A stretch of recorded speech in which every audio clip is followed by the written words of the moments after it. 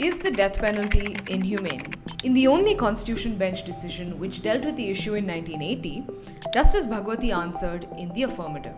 This landmark case saw 4 judges uphold the constitutionality of the death penalty. The sole dissenter, Justice P.N. Bhagwati. According to him, there were 3 major reasons why the death penalty was inhumane and disproportionate. First, unlike other forms of punishment, the death penalty is irrevocable. Considering that the Indian criminal justice system has its shortcomings, with poor investigations, false testimonies, etc., the threat of executing an innocent person can't be ignored. Second, he said, the process of being condemned to death is insufferable. That suffering cannot be constitutionally imposed. Lastly, the death penalty gives no space for reformation. Justice Bhagwati observed that there was no way of accurately predicting or knowing that a person is incapable of positive change. Instead, the death penalty looks more like a facade for revenge. The majority believed that the Criminal Procedure Code had enough safeguards in place in sections 354(3) and 235(2) so that an innocent would not be executed unjustly. Justice Bhagwati disagreed.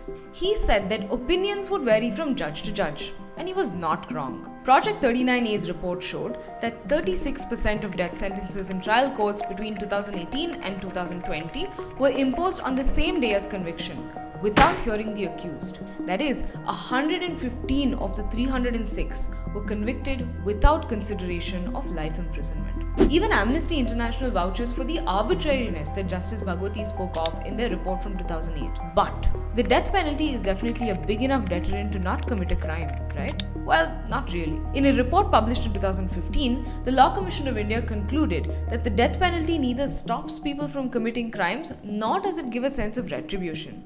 In fact, in keeping with the report, the court in Manoj vs. State of Madhya Pradesh in 2022 made a crucial point. It said the criminal is not a product of only their own decisions, but also a product of the state and society's failing, which is what entitles the accused to a chance for reformation.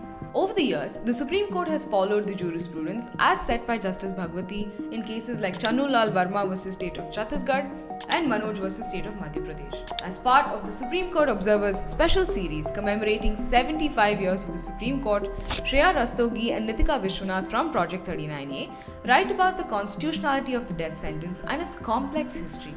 They argue that the top court now has an opportune moment to take a fresh look at the constitutionality of the death penalty and remind itself of the promise the first Chief Justice made on its behalf 75 years ago, to interpret the Constitution with an enlightened liberality. Read it now on scobserver.in.